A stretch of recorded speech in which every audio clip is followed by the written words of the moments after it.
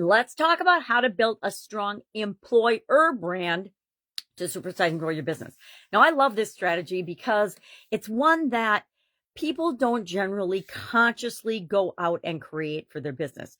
People have a brand, but they don't necessarily have an employer brand, meaning they're going out and they're purposefully creating the impression they want qualified candidates, other people, other stakeholders to have about their organization.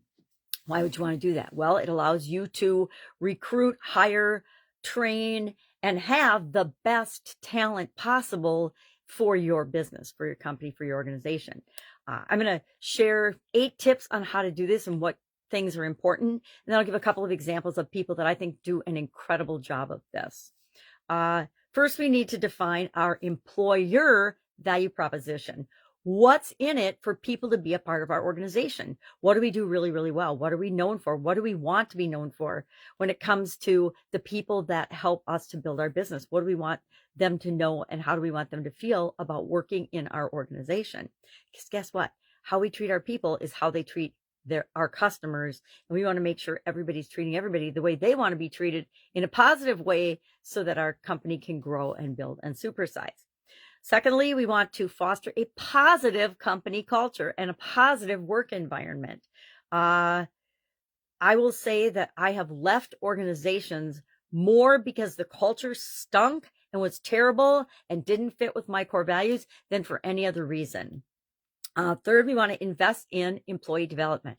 The best investment you ever make, bar none, is to invest in yourself. Your second best investment is to invest in the people that are helping you to build and grow and supersize your business. Investing in your employees' development. And the biggest fear I hear from managers and leaders and CEOs and founders is, well, if I invest and train and develop them, they're going to go out and become my competition. Probably not, right? Absolutely, positively not. Especially if you do these other things to make working with your organization meet their needs in ways that taking the risk of going out and starting their own thing won't necessarily provide for them. Fourth, we want to prioritize work-life balance. Now, keep in mind, work-life balance is different for each and every one of us. As owners and CEOs and entrepreneurs, we have a totally different mindset and perspective and work-life balance idea than most of the people that work in our organization, right? So what we want to do is have conversations about and find out, what is work-life balance and what does it mean, and how can we make sure that it happens for the people in our organization? Now, work-life balance isn't meaning that people shirk their duties, don't do their job, aren't being responsible, etc. So you have to make sure you clearly define expectations up front. But that begins by understanding, and when we do that when we hire, right? We hire people that have the core values that match our organization, and then work-life balance usually doesn't end up being a big challenge. Number 5, we want to communicate our employer brand, not just our product brand or our service brand or our business brand, but our employer brand as being a great place to work. And you define what a great place to work is based on what the people you need and want in your organization would like and desire. But you communicate that across all platforms. You communicate it in anytime you're doing any recruiting, any promotional material and things you do, etc. You want to make sure that that word is getting out there, that you are a great place to work. Nowadays, there's magazine articles, the top 100 companies to work for in each different industry and field, as well as overall. Not saying we want to be on those lists necessarily, but you can look at the criteria that they look at and make sure that you're incorporating those things into your employer branding plans.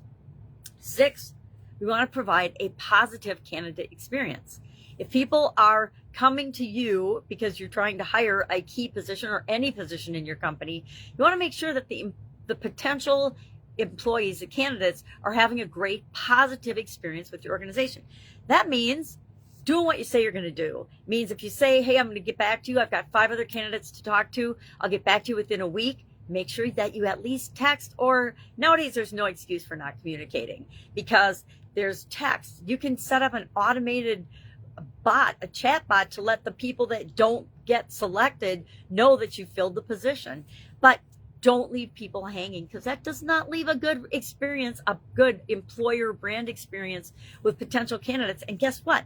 If they get overlooked, if you let them know that you found better fit for the job, they're going to not take it personally. But if you make it personal, they're going to go out of their way to make sure that they personally badmouth your company. And you don't want that to happen because that would undermine your employer brand.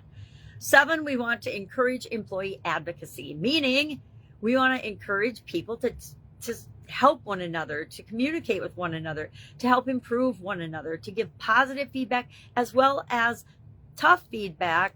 That's why I believe in 360 feedback, which is where instead of doing the traditional, the boss just gives the feedback to the person for their performance review every year. The person selects a handful of people, or I usually cut it off at a dozen, because if I have to collate and do that performance review, if I have more than a dozen people answering a survey, it gets to be too much and too convoluted. So I usually let them have 5 to 6 people max when we're doing 360 feedback, and they pick the people they want to give them feedback.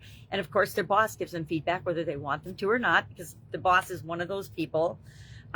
And that way you're getting a broad perspective of how your behavior influences different people in the organization.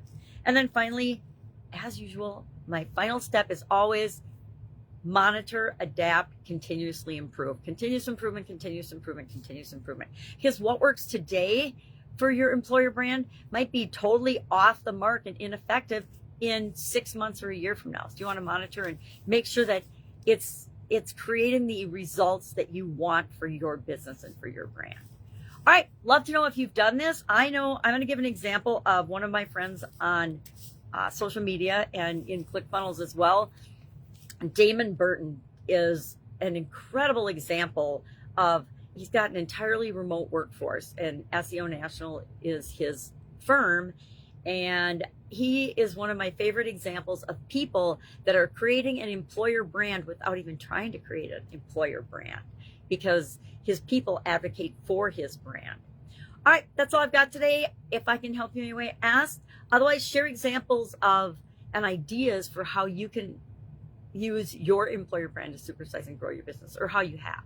Have an awesome day. I'll, of course, be with you tomorrow.